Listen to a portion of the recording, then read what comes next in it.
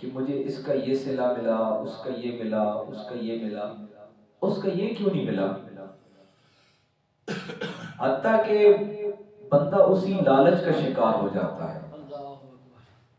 اور وہ جو جس طرح ہے نا کہ بزرگان دین نے کہا کہ رب سے نعمت نہیں، انعام نہیں، بلکہ منعم مانگو، سبحان اللہ، تجھ سے تجھی کو مانگ لیا۔ جس طرح شاعر نے کہا نا تجھ سے تجھی کو مانگ لیا۔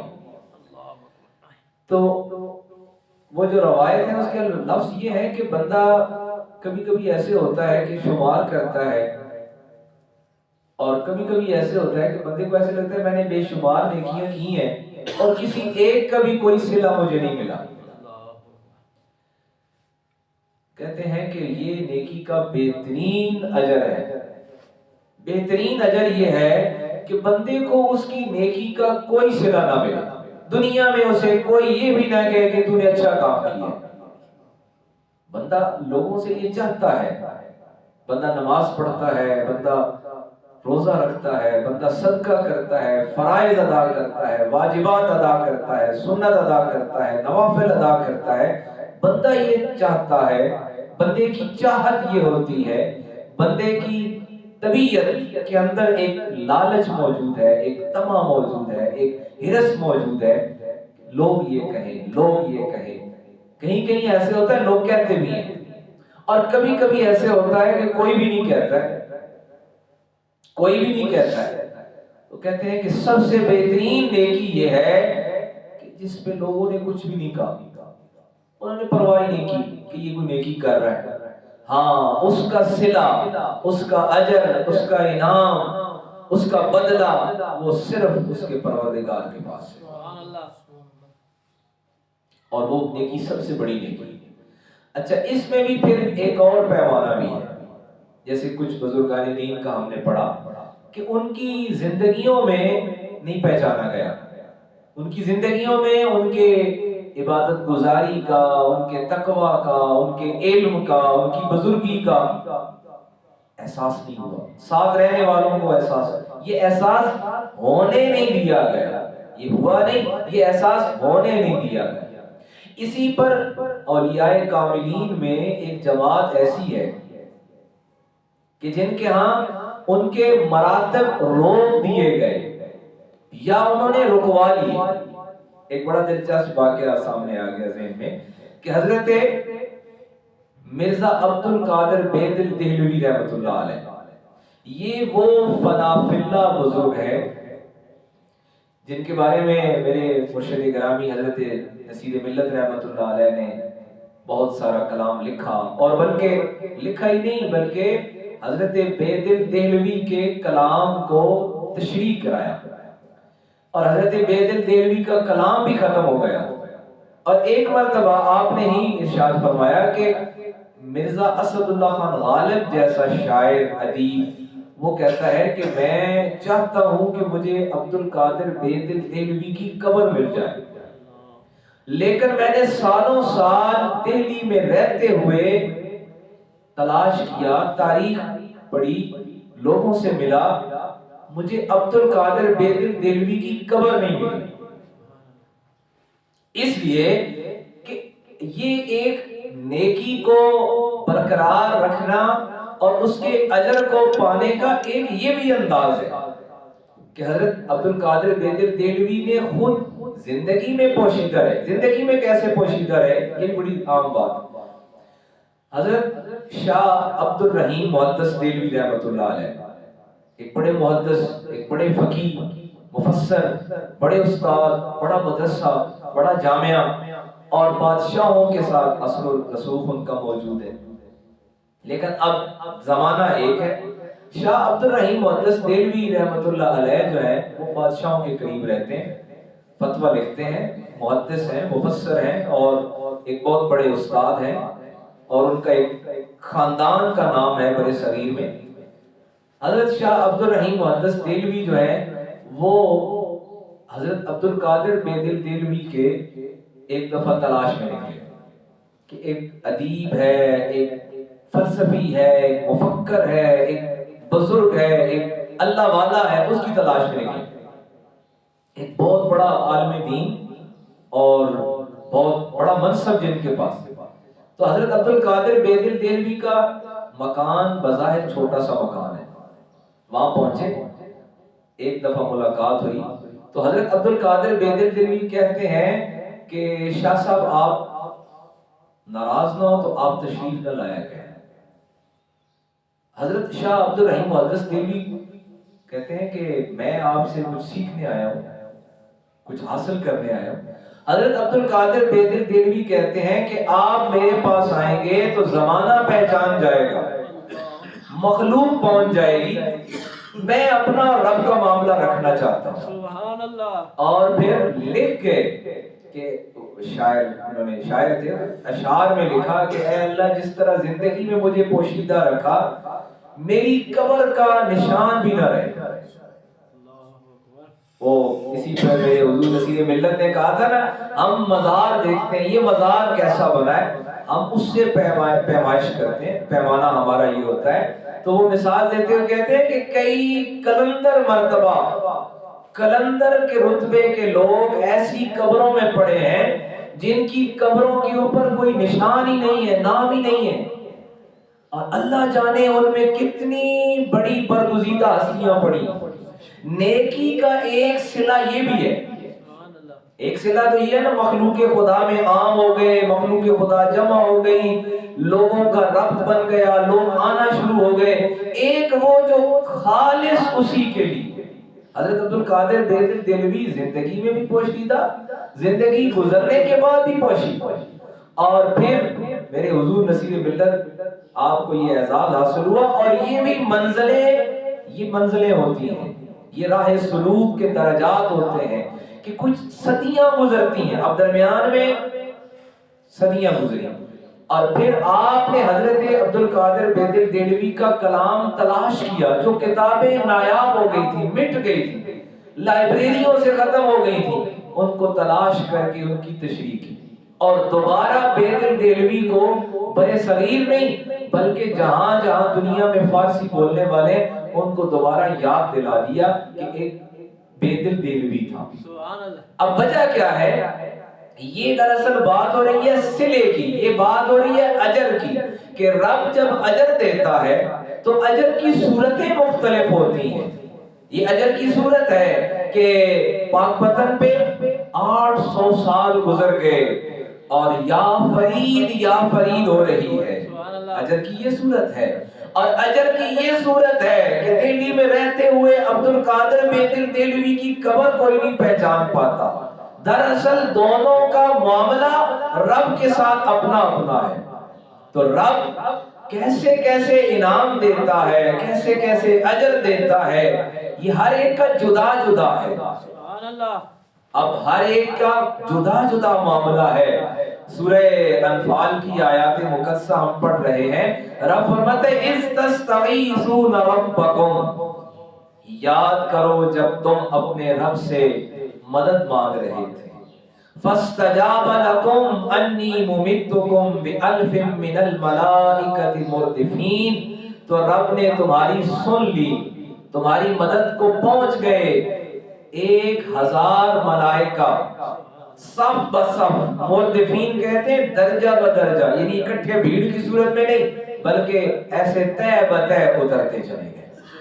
حضرت عبداللہ بن عمر رضی اللہ عنہ کی روایت ہے, حدیث مبارکہ ہے, صحیح مسلم میں اور ابی داؤد میں موجود ہے. وہ فرماتے ہیں کہ میں نے دیکھا کہ بدر کی صبح جس دن مارکہ حق و باطل وبا ہونا تھا, تو آقا کریم صلی اللہ علیہ وآلہ وسلم نے دیکھا کہ سامنے 1000 کا لشکر ہے اور 313 میرے ساتھ ہیں. تو آقا کریم صلی اللہ علیہ وآلہ وسلم اپنے پروردگار کے حضور حاضر ہو گئے. اب اجر کی صورتیں دیکھیں. یہ ہم سوچتے ہیں نا کہ ہم نے یہ نیکی کی ہمیں کچھ نہیں ملا, ہم نے دعا مانگی ہمیں کچھ نہیں ملا, ہم فوراً مایوسی کا شکار ہو جاتے ہیں. اب حالانکہ دیکھیں نا, اس سے پہلے ہجرت کا معاملہ ہوا. ہجرت کا معاملہ ایک بڑا سخت معاملہ تھا, اور پھر ہجرت کے بعد مدینہ شریف میں جو تنگی, جو فاقہ کشی, جو حالات گزرے وہ مزید سخت تھے. اب اس پر ایک اور کہ پہلے ہجرت چل رہی ہے کہ گھر چھوڑ دیا ہے, قبیلہ چھوڑ دیا ہے, کاروبار چھوڑ دیا ہے, پھر ہجرت کے بعد مدینہ شریف پہنچنے پہ تنگ دستی چل رہی ہے, فاقہ کشی چل رہی ہے. وہ جو مالدار تھے وہ بے زر ہو گئے ہیں اور جو گھر والے تھے وہ بے گھر ہو گئے ہیں. لیکن اس کے ساتھ ہی جہاد کا حکم آ گیا. یہ ایک اور امتحان, ایک اور آزمائش, ایک اور ابتلا. ہمارے جیسا بندہ ہوتا, ہمارے ایمان والا, مایوسی کا شکار ہو جاتا. اب بتانا یہ مقصود ہے کہ اتنے ساری آزمائشوں کے باوجود لگاتار ایک کے ساتھ ایک کے ساتھ ایک پھر میدان میں موجود, اور میدان میں نہ صرف موجود بلکہ اپنے پروردگار کے حضور حاضر بھی.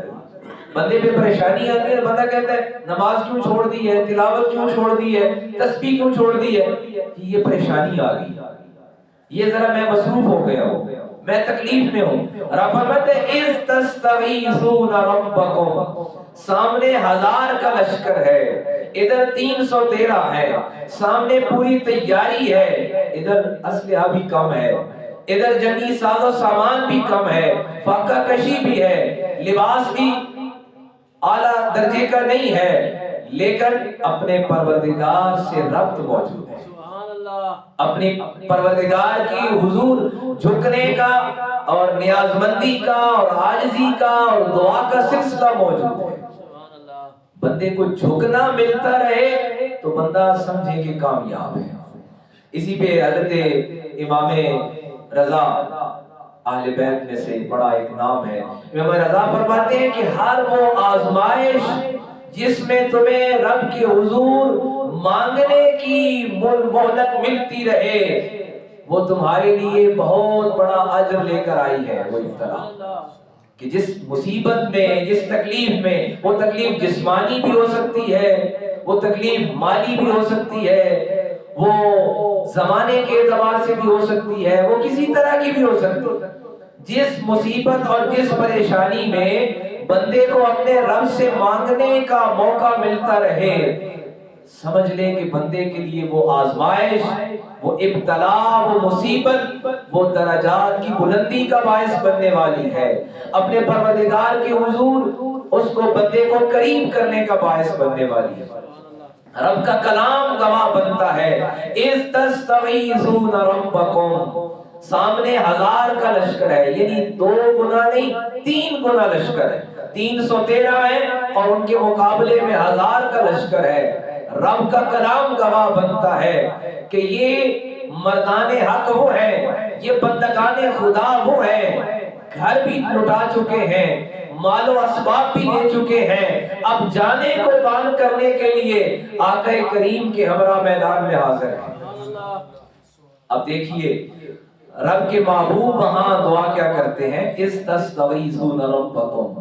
آقا کریم صلی اللہ علیہ وآلہ وسلم, صحیح مسلم کی روایت ہے, آقا کریم نے ہاتھ اٹھائے اپنے پروردگار کی حضور دعا مانگتے ہیں, الہ العالمین میرے پاس یہ تیرے نام لیوا تھے, میرے پاس تیرے یہ توحید پرست تھے, یہ کلمہ پڑھنے والے, میں ان کو لے آیا.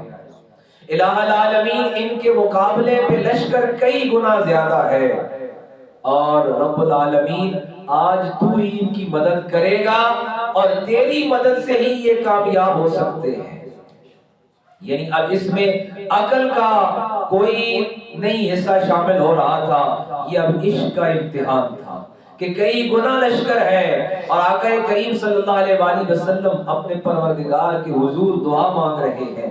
حضرت عبداللہ ابن عباس فرماتے ہیں کہ آقا کریم نے ہاتھ اتنے بلند کیے, اتنے اٹھائے اور اتنی گریہوزاری کی کہ آپ کے جو شان مبارک, کندھے مبارک پہ جو چادر تھی وہ گرنے لگی. حضرت ابوبکر صدیق رضی اللہ عنہ نے قریب ہو کر وہ چادر تھام لی اور عرض کیا یا رسول اللہ آپ پر ماں باپ قربان ہوں, میرے پروردگار نے, میرے خالق و مالک نے آپ کی دعا سن لی ہے اور آپ کے لیے مدد پہنچے گی. اتنے میں ہی آیات مبارکہ نازل ہوئی, فاستجاب لکم, رب نے آپ کی دعا کو سن لیا, انی ممدکم بألف من الملائکۃ مردفین. لوگ کہتے ہیں نا رب سے مدد مانگو, رب سے مدد مانگو. اور رب کیا کرتا ہے؟ رب کہتا ہے مجھ سے مددگار مانگو، مجھ سے مددگار مانگو. بڑی عام بات. ہم کہتے ہیں یا رسول اللہ انظر حالنا، ہم کہتے ہیں یا نبی اللہ انظر حالنا. لوگ کہتے ہیں اللہ سے مدد مانگیں. اللہ مدد کرتا کیسے ہے؟ آقا کریم سے زیادہ کوئی بہتر دعا مانگنے والا ہو سکتا ہے؟ ہرگز نہیں ہو سکتا.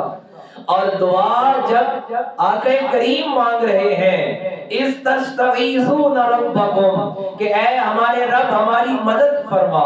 اب اسی آیت مبارکہ سورۃ الانفال رب فرماتے ہیں فاستجاب لکم، ہم نے تمہاری دعا قبول کر لی ہے.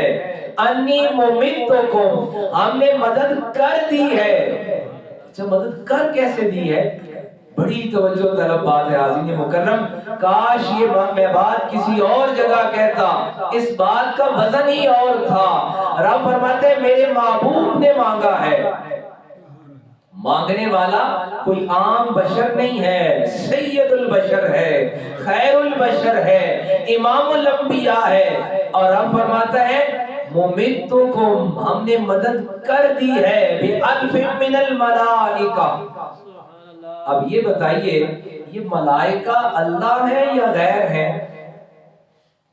میرے حضور قبلہ عالم سیدنا پیر مہر علی شاہ رحمۃ اللہ علیہ نے اپنی تصنیف، اپنی کتاب اعلائے کلمت اللہ میں لکھا کہ جو لوگ کہتے ہیں کہ اللہ کے غیر سے نہیں مانگنا، جب آقا کریم نے رب سے مدد مانگی تھی تو رب نے کیا کہا تھا کہ میری مدد کیسے پہنچ رہی ہے؟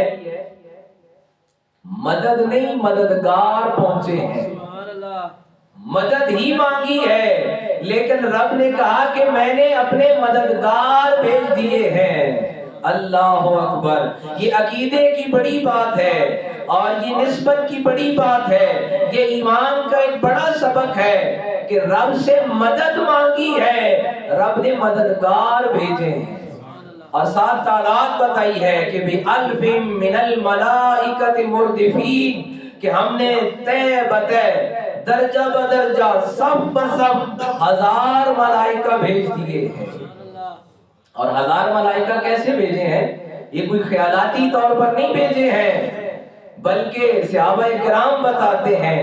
حضرت عبداللہ بن عمر راوی ہیں، حضرت عبداللہ بن عباس راوی ہیں. صحیح مسلم میں، ابو داؤد میں، ترمذی میں روایت موجود ہے. صحابہ کرام بتاتے ہیں کہ وہ ایسے اترے کہ نہ تو بھیڑ بنی تھی کہ کہیں ہجوم ہو گیا ہے، بلکہ ہر ایک مجاہد کے ساتھ جیسے دو موجود ہوں. اور نہ آواز آ رہی تھی تلوار چل رہی تھی، بلکہ حضرت عبداللہ بن عمر رضی اللہ عنہ فرماتے ہیں کہ ہم نے ایک مشرک کو دیکھا کہ اس کو رسیاں باندھ کر قیدیوں میں باندھ دیا گیا، ایک بہت مضبوط جسم والا. اس سے پوچھا کہ تمہیں کون قیدی بنا کے لایا ہے؟ وہ کہتے ہیں تم میں سے کوئی نہیں ہے، کوئی ایک سیاہ کپڑوں والا مجھے باندھ کے قیدیوں میں ڈال گیا ہے. رب فرماتا ہے میرے محبوب نے ہاتھ اٹھائے تو میں نے مددگار بھیجا. حاضرین مکرم، ایمان کی بات یہ سمجھنے والی ہے، یقین کی بات یہ سمجھنے والی ہے کہ پہلی بات بندہ جس حالت میں ہے، ہم کہتے ہیں بیمار ہو گئے ہیں، تکلیف آ گئی ہے، تنگ دستی آ گئی ہے، حالات اچھے نہیں رہے ہیں، لہٰذا ہم اس لیے نماز نہیں پڑھ سکے ہیں، اس لیے دعا نہیں مانگ سکے ہیں. بدر کے میدان سے بڑی مصیبت کوئی نہیں تھی کہ ہجرت پہلے گزر چکی ہے اور مدینہ پہنچنے پہ تنگ دستی کا پہلے سامنا کیا جا رہا ہے. اس کے بعد میدان کا حکم ہو گیا ہے، جہاد کا حکم ہو گیا ہے اور سرکار اپنے جان نثاروں کو لے کر آ گئے ہیں. رب فرماتے ہیں اس کے باوجود بندگان خدا کا طریقہ یہ ہے استستغیثون ربکم، وہ اس حالت میں بھی اپنے پروردگار سے جڑے ہوئے ہیں. اسی کو قرآن نے دوسری جگہ کہا ان الذین قالوا ربنا اللہ.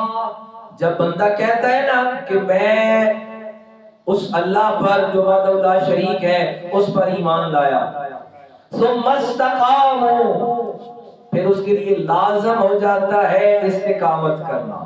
اقبال لاہوری نے کہا تھا یہ شہادت گاہے الفت میں ہے قدم رکھنا، لوگ آسان سمجھتے ہیں مسلمان ہونا۔ ہم نے بڑا آسان سمجھ لیا، کلمہ پڑھ لی ہے، مسلمانوں کے گھر میں پیدا ہو گئے ہیں، پیدا ہوتے آذان کہہ دی گئی ہے، ہم مسلمان ہیں، ہمارا نام مسلمانوں والا ہے، لہذا جنت ہماری ہے۔ رب کہتا ہے، رب کا کلام کہتا ہے، جس نے یہ کہا ہے ان الذین قالوا ربنا اللہ ثم استقاموا، پھر وہ استقامت کے لیے تیار ہو جائے۔ استقامت کہاں ہوتی ہے؟ استقامت کی ضرورت ہی وہاں ہوتی ہے جہاں آزمائش ہو، جہاں ابتلا ہو، جہاں مصیبت ہو۔ اور مومن کے لیے مصیبت کیا ہے؟ آپ سمجھتے ہیں نا، اللہ تعالیٰ نے رزق دے دیا ہے، اچھا لباس دے دیا ہے، اچھا مکان دے دیا ہے، اس کے اندر مصیبت ہے، اس کے اندر مصیبت ہے۔ اس کے اندر مصیبت کیا ہے؟ انما اموالکم و اولادکم فتنہ۔ مال کے ملنے پر ہم سمجھتے ہیں مصیبت سے نکل آئے ہیں، اچھا لباس ملنے سے ہم سمجھتے ہیں آزمائش ختم ہو گئی ہے۔ حاضرین مکرم، آزمائش جاری ہے، آزمائش جاری ہے، ایمان والے کی آزمائش جاری ہے۔ رب کا کلام جب کہہ رہا ہے ان الذین قالوا ربنا اللہ ثم استقاموا تتنزل علیہم الملائکہ، استقامت دکھاؤ گے پھر ملائکہ اتریں گے۔ وہ بدر کا میدان ہو، وہ کربلا کی دشت ہو، یا آج کا زمانہ ہو، جہاں جہاں مومن ہے اس کے لیے استقامت لازم ہے۔ اور استقامت یہ نہیں ہے کہ ہمارے پاس کچھ نہیں ہوگا تو آزمائش ہوگی، لباس نہیں ہوگا، کھانا نہیں ہوگا، مکان نہیں ہوگا، بلکہ ان ساری نعمتوں کے ملنے کے بعد بھی بندے کی آزمائش جاری ہے۔ اور وہ آزمائش کیا ہے کہ ان ساری نعمتوں کو برتنا کیسے ہے۔ اب یہی صحابہ کرام جو ہے نا، ایک روایت اور سن لیجئے، صحابہ کرام بتاتے ہیں کہ ہم اپنے تمام ساتھیوں میں جو 313 بدر میں شریک تھے ان سب کو افضل قرار دیتے ہیں، اس لیے کہ وہ ایک تنگ دستی کی حالت میں میدان جنگ میں گئے۔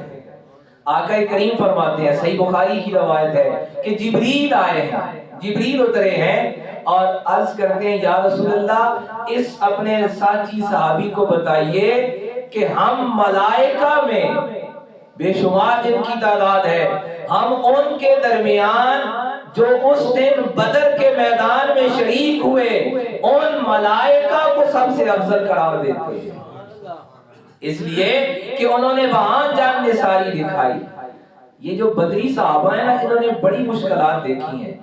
جب حضرت سیدنا امیر المومنین عمر فاروق رضی اللہ عنہ کا زمانہ آیا نا، تو اسلام پھیل کر حکومت طویل ہو گئی اور زیادہ حصے شامل ہو گئے، دولت آ گئی، تو ایک بدری صحابہ جو موجود تھے ان کے سامنے ان کے گھر میں اچھا کھانا لایا گیا 2 وقت، اور لباس ساروں نے نیا پہنا ہوا، تو جیسے کھانا سامنے آیا تو وہ رونے لگے۔ ان کے اہل خانہ نے پوچھا کہ آپ کیوں رو رہے ہیں؟ اللہ نے بڑی مہربانی